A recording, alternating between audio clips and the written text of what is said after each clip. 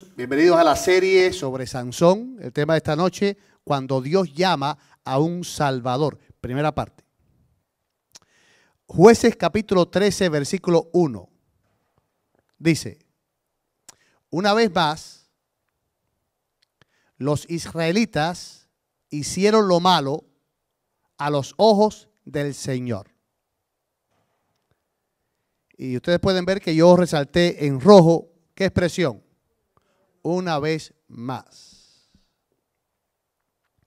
Y es interesante que eso que hicieron malo ante los ojos del Señor fue que se iban tras otros dioses. ¿Qué era lo malo que hacían? ¿Se iban qué? Se iban tras otros dioses. Y yo pregunto, bueno, qué interesante será irse tras una figura fea de esa. ¿Qué atractivo tendrá dejar a Dios con todo el historial que ellos habían vivido con Dios por adorar unas figuras feas de piedra, de madera? ¿Y saben cuál es el atractivo? La prostitución y el estilo de vida de la idolatría.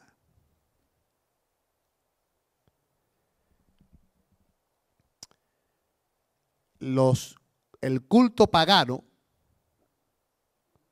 contaba con sacerdotisas del templo. Y el culto ese consistía, con esas sacerdotisas, consistía en que ellos iban a adorar y entonces tenían encuentros sexuales con ellas. Las orgías, el tipo de fiesta, el tipo de música, el ambiente les atraía. Y entonces dejaban a Dios, abandonaban a Dios, rechazaban a Dios. Lo interesante es que esos dioses eran dioses fabricados acorde a la naturaleza humana caída. Los dioses paganos eran dioses acorde a la vida pecaminosa del ser humano. ¿Ven? Favorecían la prostitución, favorecían todo lo que al ser humano le gusta por naturaleza. Por naturaleza le atrae por el pecado. Eso es lo que le brindaban esas religiones. Eran dioses fabricados acorde a la naturaleza humana caída. La idolatría en el Nuevo Testamento no se limita a estatuas y templos. Es más que eso.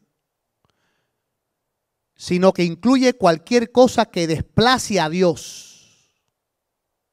Vamos a ver que la idolatría hoy es también un problema nuestro. Hoy desplazamos a Dios. Ellos desplazaban a Dios por esos ídolos y el estilo de vida de esa adoración.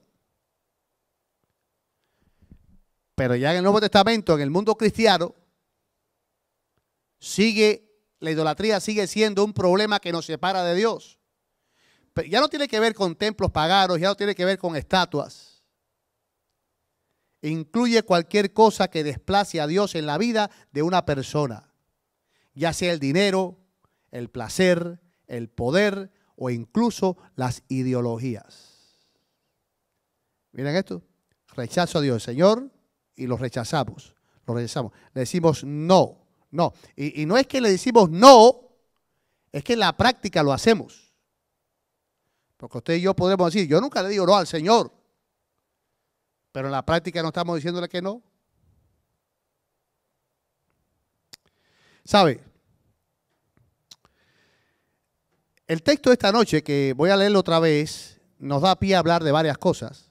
Una vez más, los israelitas hicieron lo malo a los ojos del Señor. Vamos a hablar esta noche de hacer lo malo y de hacerlo una vez más. Recaídas. Caemos porque sucumbimos a nuestras debilidades. Romanos capítulo 7 es un capítulo clave donde Pablo describe la lucha interna entre el deseo de hacer el bien y la realidad del pecado en su vida. No vamos a leer como tal todo el capítulo, nada por el estilo, pero ustedes seguramente lo conocen o pueden leerlo después en casa. Romanos capítulo 7, también el 8. El apóstol Pablo está batallando entre su deseo de hacer el bien y la realidad del pecado. Y usted dirá, pero él no era un apóstol. Sí, él era un apóstol, pero un apóstol de carne y hueso como tú y como yo. Alguien que tenía tendencias pecaminosas también. Y esto es interesante porque hay un grupo de personas hoy en el mundo adventista que están hablando acerca de que Jesús tenía las mismas tendencias pecaminosas que tú y que yo, y que por lo tanto él venció, no cometió pecado, porque nunca cedió a ninguna de esas tendencias pecaminosas. Eso suena interesante, pero lo que inclusive allá en Venezuela, hace poco, no sé si vieron, estaban disciplinando una iglesia porque la iglesia entera estaba creyendo esto. Y ellos decían, no, esto no es un error porque la única definición de pecado que existe es que el pecado es infracción de la ley. Y permítame decirle que no es la única definición. Es cierto que el hermano White dice es la única definición, pero no es la única definición. Ella no quiso decir realmente eso. ¿Qué cosa es pecado? Pecado es tener tendencia pecaminosa. Si yo tengo una tendencia pecaminosa, ya yo soy pecador. El pecado no es que yo cometí una acción. El pecado es que yo tengo la tendencia adentro. Yo tengo la tendencia de cometer ese pecado. Y aunque yo no haya cometido ese pecado, soy pecador. Jesús no nació siendo... Jesús, para poder salvarnos, no tuvo tendencia pecaminosa. Él vino como Adán. Adán, cuando cayó en pecado, no era porque tenía una tendencia a desobedecer a Dios. Él no tenía ninguna tendencia a desobedecer a Dios. Era perfecto. Jesús nació siendo un ser perfecto. Imperfecto como en naturaleza física. Se cansaba, necesitaba ir a descansar, le daba hambre, sudó gotas de sangre debido al gran estrés que estaba pasando. Pero en cuanto a lo moral, Jesús fue perfecto. Cuando él podía tratar con la mujer samaritana, y en ningún momento él iba a sentir ningún deseo hacia esa mujer,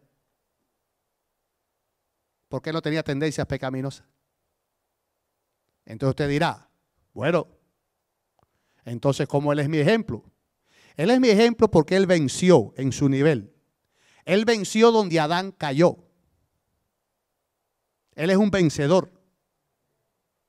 Porque él vino a demostrar, no que tú y que yo podemos vencer. Tú y yo podemos vencer por su victoria. Él vino a demostrar que Adán pudo haber vencido. Porque el diablo dice, viste, lo vencí. Tu ley vencía a un ser perfecto. Tu ley es errática. No.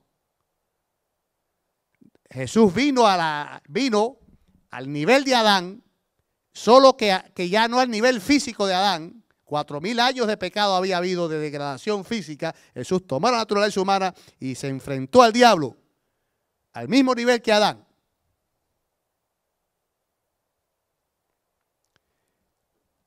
Usted, aunque no cometa nunca una acción mala por el mero hecho de tener tendencias pecaminosas, es pecador, y yo también. Y necesitamos que seamos redimidos del pecado. ¿Qué cosa es ser redimido del pecado? ¿Ser redimido de no hacer malas cosas? No, ser redimido de la tendencia que tenemos a pecar.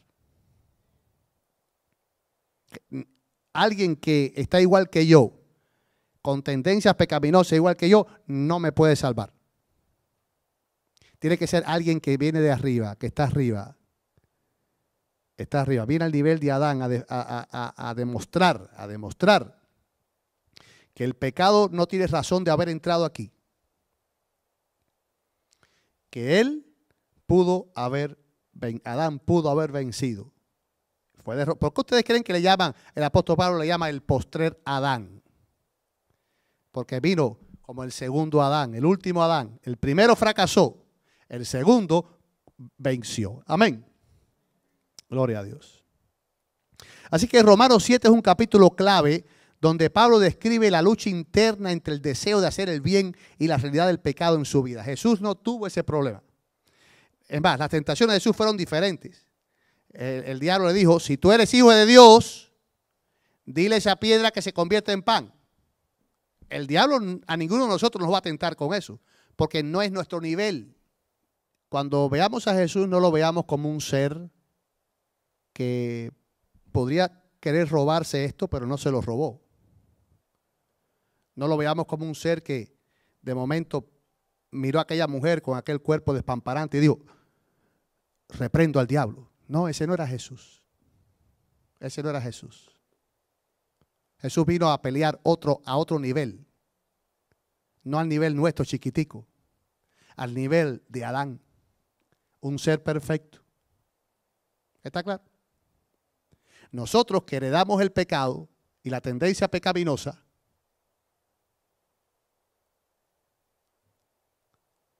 luchamos con esas cosas pequeñitas.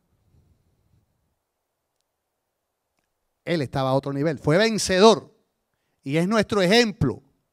Porque Él venció, nosotros también venceremos por su victoria. Amén. Repito esto, Romanos 7 es un capítulo clave donde Pablo describe la lucha interna entre el deseo de hacer el bien y la realidad del pecado en su vida. Él expone cómo la ley revela el pecado, pero no tiene poder para vencerlo. Pablo dice, la ley es buena, santa, justa.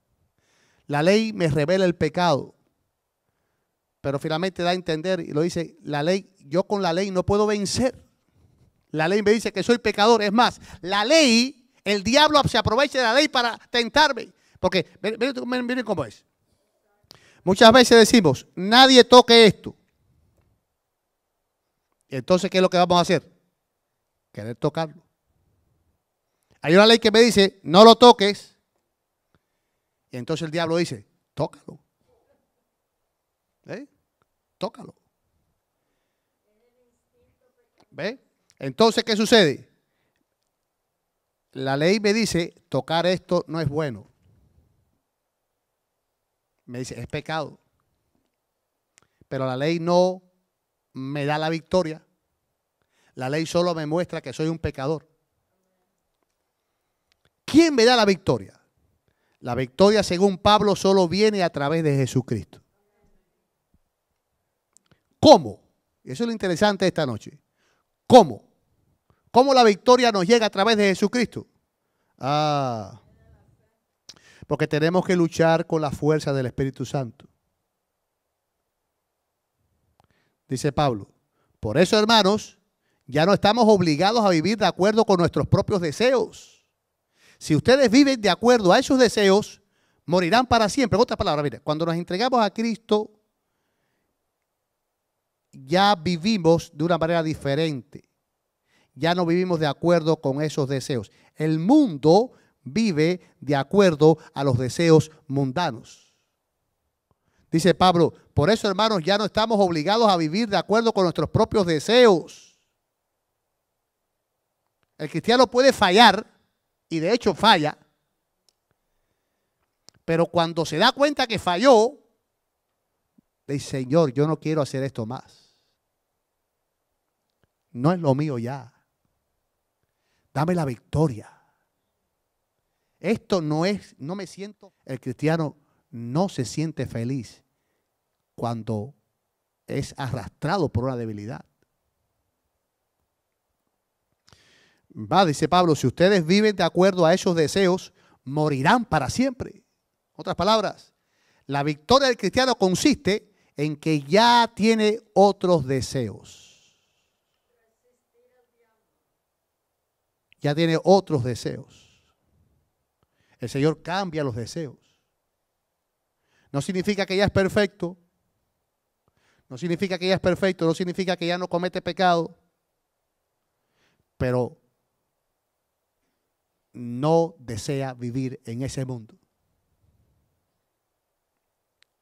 Dice Pablo, pero si por medio del Espíritu Santo ponen fin a esos malos deseos, tendrán vida eterna. Amén. Noten ustedes, Pablo es claro en decir que por medio de él, el Espíritu Santo juega un papel fundamental en nuestra vida. Todos los que viven en obediencia, Romanos 8:14, todos los que viven en obediencia al Espíritu de Dios son hijos de Dios. A veces decimos que todo el mundo es hijo de Dios. Y dice Pablo que no. Es hijo de Dios aquel que vive en obediencia al Espíritu.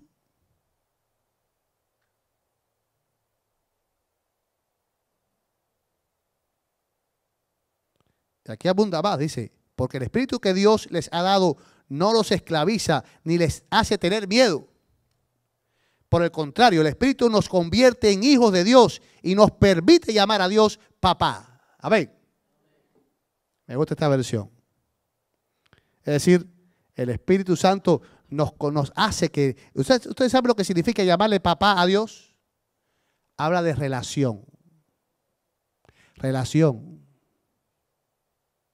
Relación. El cristiano está en victoria cuando está en relación con Dios.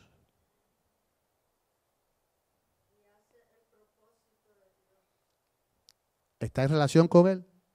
Y al estar en relación con Él va a ser el propósito de Dios. Va a vivir como Dios quiere. Dice Pablo, el Espíritu de Dios se une a nuestro espíritu y nos asegura que somos hijos de Dios. Vean ustedes, el Espíritu de Dios se une a... La vida cristiana consiste en estar abrazados a nuestro Señor. Dejar a Dios. Porque ¿qué hicieron los israelitas? Vean ustedes el texto original, porque no nos podemos olvidar de este texto. Una vez más los israelitas hicieron lo malo a los ojos del Señor. ¿Qué hicieron? Lo dejaron, lo abandonaron. ¿Por qué abandonamos al Señor? ¿Por qué dejamos de estar abrazados con el Señor? Tenemos que analizar eso. Tenemos que analizar eso. ¿Qué nos impide estar abrazados al Señor?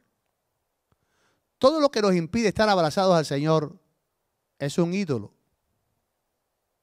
Porque noten, ¿qué es lo que hacían ellos? Ellos le decían al Señor, ya no te quiero. Ya, me voy con los ídolos. Me voy con aquel ídolo. Me gusta más su culto. Ya no te quiero. Lo abandonaban. Eso es la idolatría. Abandonar al Señor. Dice el Señor, me dejaron a mí, fuente de aguas vivas, y se fueron tras pozos que no dan agua, cisternas rotas.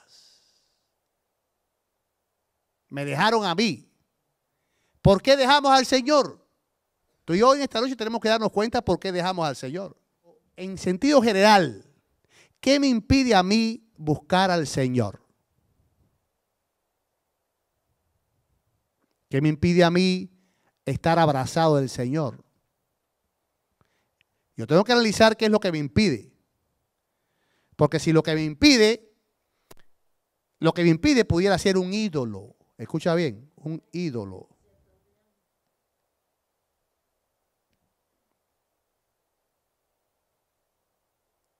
¿Qué me impide a mí levantarme por la mañana y pasar un tiempo leyendo la Biblia y orando? ¿Será que me pongo a ver ese tiempo lo lleno mirando Instagram, mirando Facebook, mirando WhatsApp? ¿Cuál es mi ídolo? ¿Lo cambio por un partido de fútbol? Pero recuerden, hermano, fíjense, lo que quiero destacar en esta noche es esto. Ellos adoraban dioses de madera, de metal. Abandonaban a Dios.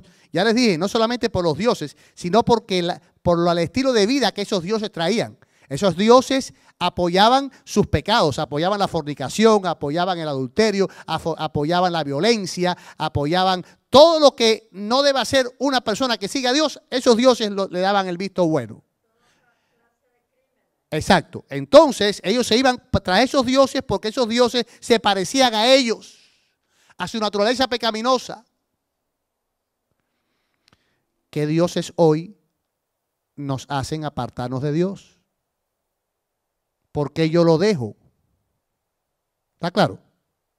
Hagamos un análisis. Tenemos que apartarnos de la idolatría. Tenemos que decir, Señor, yo quiero que la idolatría no esté en mi vida. Ayúdame a estar libre de idolatría. ¿Cuántos dicen amén? Ayúdame a estar libre de idolatría. Cada mañana, Señor, ayúdame a hacer un inventario de mis dioses.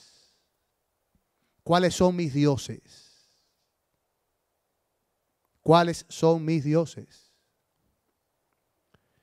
Me daba tristeza una muchacha en cierto lugar. En la iglesia nunca la conocí como una líder. Pero se metió en un negocio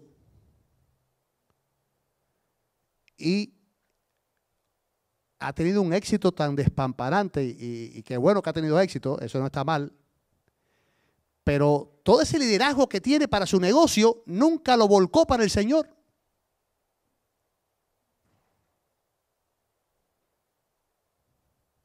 Es decir, el liderazgo que Dios mismo me da, no te lo voy a dar a ti, se lo voy a dar al mundo.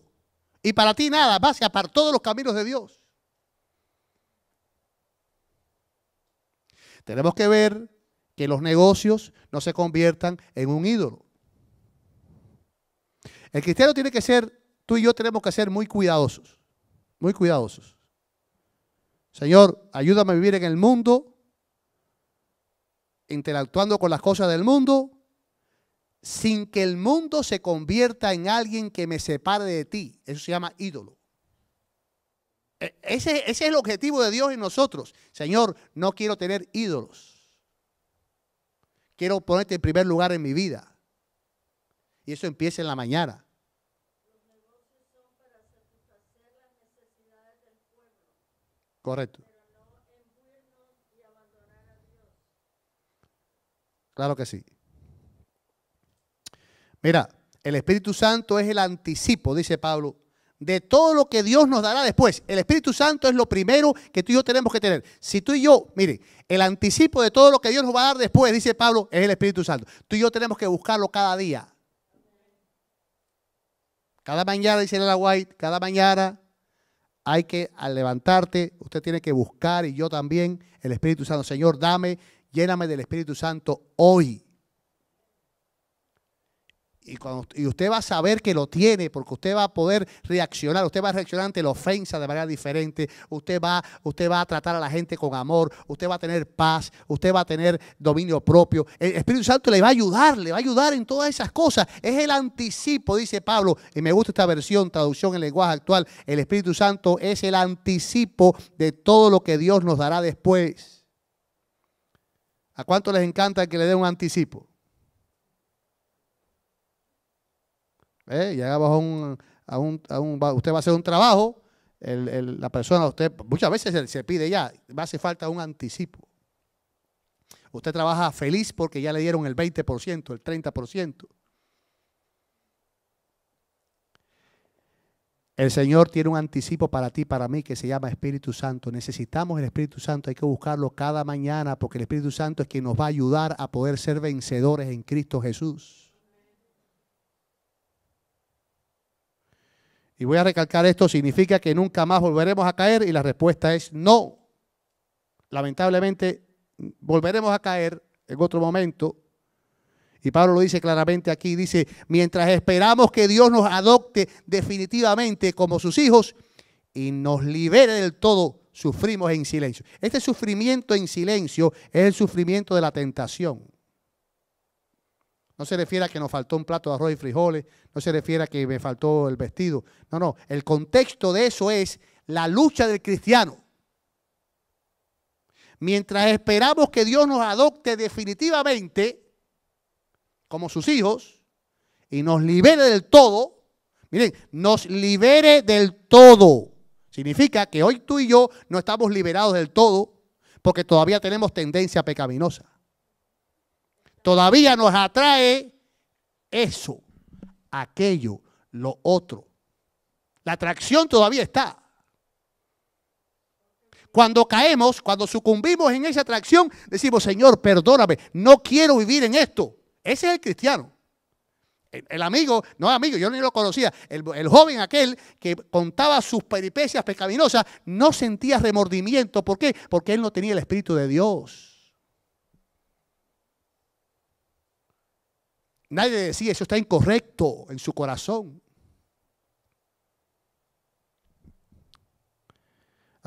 Tenemos que seguir esperando hasta que llegue ese día. Mientras tanto, sufriremos la batalla. Vamos a estar en batalla y vamos a sufrir estar en batalla. Pero gloria a Dios, el Espíritu Santo está con nosotros para ayudarnos. ¿Amén? Dice Pablo, Dios nos salvó porque tenemos la confianza de que así sucederá. ¿Cuánto dicen amén? Tenemos esa confianza.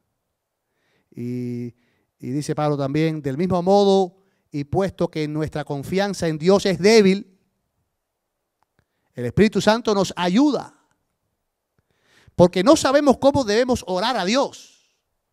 Y esta oración a Dios está en el contexto de la victoria del cristiano. No sabemos cómo debemos orar a Dios, pero el Espíritu mismo ruega por nosotros y lo hace de modo tan especial que no hay palabras para expresarlo. En otras palabras, inclusive cuando tú y yo nos arrodillamos a orar, no oramos bien. Nuestra oración, con todo, sigue siendo imperfecta. Pero ¿qué es lo que hace el Espíritu Santo que lo tenemos ya? El Espíritu Santo dice, nos ayuda, gloria a Dios, es el Paráclitos. El Espíritu Santo, ¿qué hace? Nos ayuda. ¿Y cómo nos ayuda? ¿Qué hace Él? Dice, el Espíritu mismo ruega por nosotros. Estamos orando y Él dice, Padre, escucha esta oración. Él te está pidiendo así, escucha ahora esta. Amén. Ruega por nosotros y lo hace de modo tan especial que no hay palabras para expresarlo. Hermano, es que Dios, miren, es lo que decíamos en estos días en el camino de la fe. Es más fácil salvarse que perderse. Es más difícil, voy a decirlo así, es más difícil perderse que salvarse. ¿Por qué? Porque el Espíritu de Dios lo ha hecho todo para que tú y yo nos salvemos. El Espíritu Santo nos dice, pecaste, ofendiste a ese hermano, hiciste aquello, ese sitio web que estás viendo no te conviene, no es bueno, te separa de mí. Estás dedicando mucho tiempo a eso y eso se está convirtiendo en una barrera que te está impidiendo estar conmigo. Se está convirtiendo en un ídolo. El Espíritu Santo nos dice eso. ¿Y quién manda al Espíritu Santo para que nos diga? Dios, eso está en el plan de salvación. ¿Qué es lo que tenemos que hacer tú y yo? Ser obedientes a Él. Dejar que Él nos dirija. Amén. No es que vamos a hacer, no es que tú y yo somos obedientes al de la primera, pero digamos, Señor, ayúdame, me doy cuenta que estoy siendo rebelde. Ayúdame, Señor. Amén. Y Dios que conoce nuestros pensamientos. Eso es interesante. Mire, cuando usted está en Cristo, sus pensamientos cambian. Ya su deseo y sus pensamientos son diferentes. Y Dios lo conoce. Amén. Por eso el salmista decía, examíname, Señor, examíname. Y el salmista era un pecador. Tenía tendencias pecaminosas. Él dijo, en pecado me concibió mi madre. Pero el deseo del salmista, el deseo de David era, Señor, yo quiero obedecerte. Y Dios que conoce todos nuestros pensamientos, sabe lo que el Espíritu Santo quiere decir. Porque el Espíritu ruega a Dios por su pueblo especial Y sus ruegos van de acuerdo con lo que Dios quiere. El problema nuestro es que nuestros ruegos muchas veces no van de acuerdo con lo que Él quiere. Pero el ruego del Espíritu sí. Amén. Y Dios toma el ruego del Espíritu como si fuera nuestro ruego. Gloria a Dios. Porque conoce nuestros pensamientos y sabe que finalmente nosotros queremos obedecerle. Amén. ¿Cuántos dicen amén? Cuando Dios ve que yo no quiero obedecerlo, el Espíritu Santo no puede orar así. Por eso tengo que decirle, Señor, yo quiero que aunque yo sigo siendo un pecador lamentablemente, yo quiero que mi deseo sea obedecerte a ti. Amén. Y con este texto termino. Y como somos sus hijos, tenemos el derecho a todo lo bueno que Él ha preparado para nosotros. ¿Cuánto dicen amén? ¿Quién es hijo de Dios? Aquel que está siendo guiado por el Espíritu. El Espíritu fue el que hizo que el ser que nació en el vientre, que se fue concebido en el vientre de la Virgen María, fuera el Hijo de Dios. Si el Espíritu Santo no hubiera actuado, Él no hubiera sido el Hijo de Dios. El Espíritu Santo es el que hace que tú y yo, cuando viene a nuestro corazón, es el que hace que tú y yo seamos entonces hijos de Dios también. Y como somos sus hijos, tenemos derecho a todo lo bueno que Él ha preparado para nosotros. Gloria a Dios. Y recuerden, todo lo que ya he hablado ha tenido que ver con esto, porque estamos comenzando hoy la serie de Sansón. Pero yo me di cuenta que no podía avanzar más, porque el tema de hoy era muy importante. Tocar esos puntos era muy importante. Y me di cuenta hoy, inclusive antes de preparar el texto, el título, yo pensé que iba a ser más, iba a abarcar el nacimiento de Sansón y todo. Ya será el próximo miércoles, si Dios quiere. Pero en este texto nos dedicamos hoy. Una vez más, los israelitas hicieron lo malo a los ojos del Señor. Una vez más. Lamentablemente, eso también tiene que ver con nosotros. Pecamos una vez más. Volvemos a pecar, volvemos a pecar, volvemos a pecar. Pero Dios permita que tú y yo, cuando volvamos a pecar, conozcamos y reconozcamos, Señor, no es lo que yo quiero hacer. Ayúdame, dame la victoria. Amén. No es lo que yo quiero hacer. No quiero sentirme bien en este mundo. No quiero sentirme bien con esa acción. No quiero justificarla. Ayúdame, Señor, a vencer. Amén. ¿Cuántos quieren que sea así?